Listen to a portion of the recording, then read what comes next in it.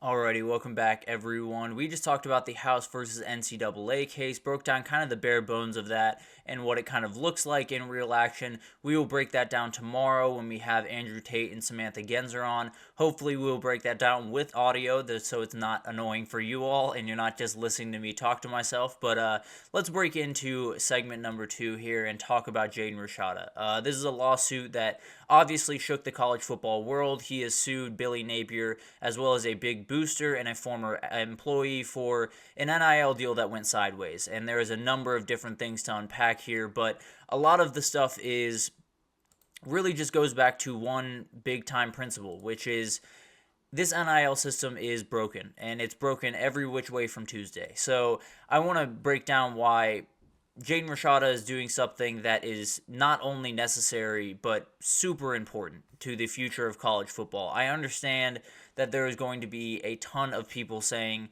he's going after the money. He is just worried about himself. He's just worried about the money, and that's the way it is. I promise you, that is not the full driving force behind this. Now, if I'm him and there is a signed contract saying I'm owed $13.8 million and I'm not getting any of that, I'd have a problem too. I'll be totally honest with you. I would probably be in his situation as well. But the reality is Jaden Rashada has put himself in the national spotlight.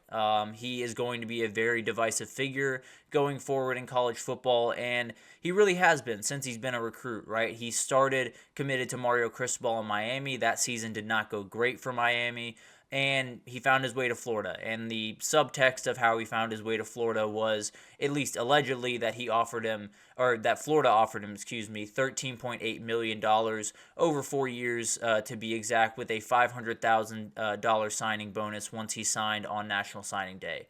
That apparently was something that Billy Napier had promised. That's what, at least what Jaden Rashada's camp has said throughout this early part of this case. And from there, he went on to Arizona, had some injury troubles, didn't necessarily catch on the way that he had hoped, did start some games and is a very talented kid, but once those injuries set in, it just wasn't the year that he had hoped, I'm sure. Made his way over to Georgia to be possibly Carson Beck's backup, likely Carson Beck's third stringer, at least for this season. And here we are. The crazy part is all those twists and turns in his career. The crazy part just started. The big time part of his career that everyone's going to point back on just started. And it's happening off the field. And that's never what you want for someone like Jaden Rashada, because if you watch this kid, you can tell the talent is undeniable. He is really elite in the pocket, can make every single throw, is really, really a fantastic player that I think could be the starter for Georgia next year.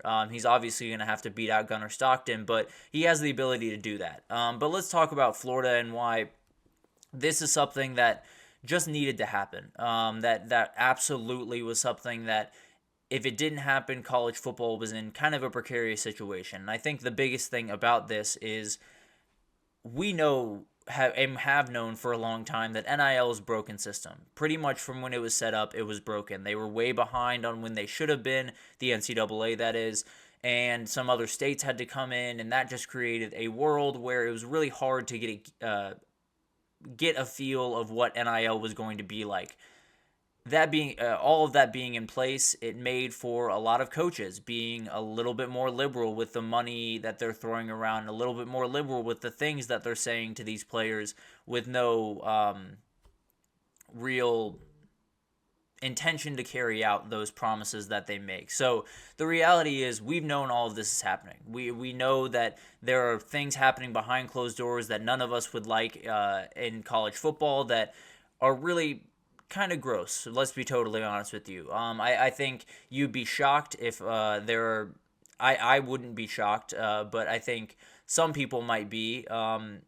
There are a number of kids around the country that are calling their lawyers right now. They're calling their agent, their lawyers, their parents, and seeing if this is something they want to pursue. Now, obviously, not every kid has the grounds to sue by any means. Obviously, not every kid wants to get involved in in something like this, because Jaden Rashada, for as crazy of a thing this is, he put himself fully out there. Everyone knows the name Jaden Rashada in college football now, And you probably didn't a couple of weeks ago. Maybe you did if you're really plugged into recruiting and all that type of stuff. But the reality is this guy just became the poster boy for NIL and some of the problems with it. And I think one of the biggest things that I've talked about on here for a number of times is this revolution of player empowerment and how it is very important to the future of the sport. It's very important to make sure that the players have as much of a seat at the table as they possibly can for the decision making for the future of the sport.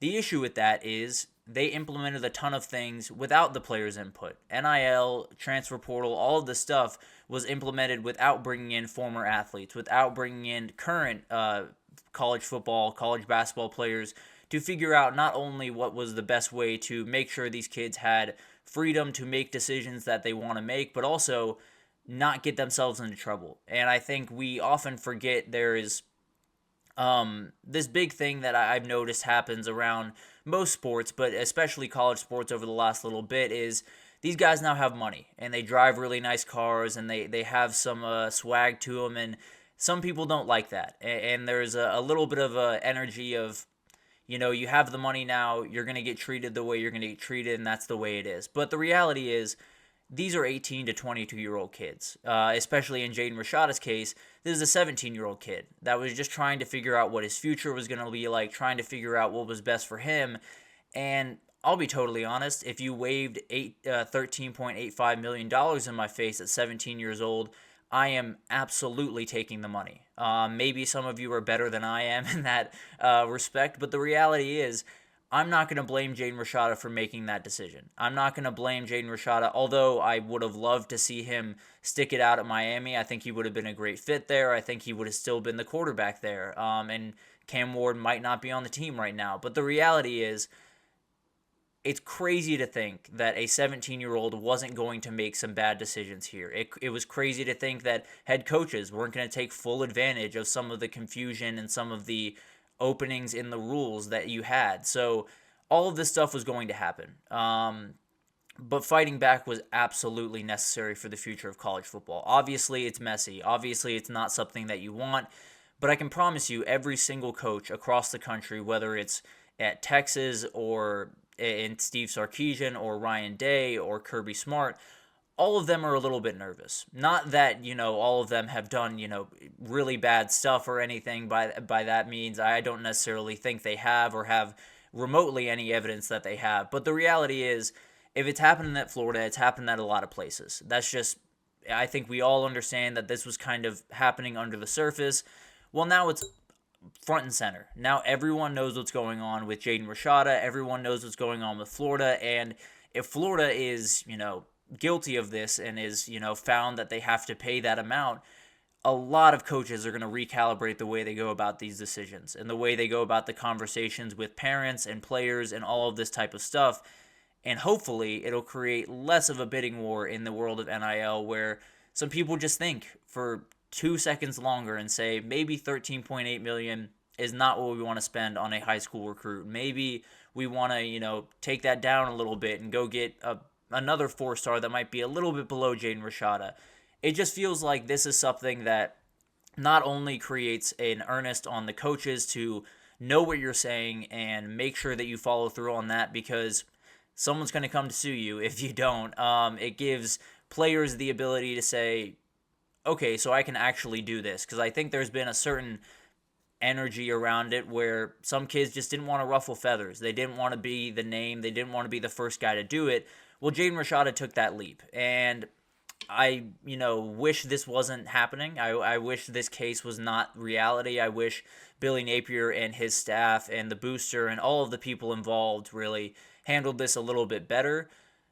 But if they didn't, if they took advantage of this kid, if they took money that was essentially rightfully his the second he signed that contract, I don't really blame Jaden Rashada any bit. I think there's a question to which how much money he can get and how much argument he has, especially under the new NIL rules in the NCAA. But the reality is, this kid did something that a lot of kids have thought about, that a lot of kids have kicked around and just said, it's probably better to just keep my head down, keep working, and not worry about it. And it's not to say that Jaden Rashada isn't worried about football or isn't working on his craft, but someone needed to jump it. Someone needed to jump the shark. Someone needed to be the person to stick their neck out and say, this is not only a broken system, but I can give you a very, very clear example of how I was taken advantage of in this system. So it's going to be wild to watch this unfold. It's going to be very interesting to see if any other players get involved, if coaches and schools get involved with players not fulfilling their NIL duties while they were at their school. There's a lot of different layers here to unpack, but the reality is, at some point you need a big thing to happen. Sometimes, I know a lot of you, including myself, we have a pair of shoes that is tattered beyond belief. Now, they still work as shoes, they still cover your foot all the same, but there's issues. There's tons of issues, there's tons of tears, and you want to get them fixed, but you're just not super worried about it. You're like, they're getting by, it's not a big deal.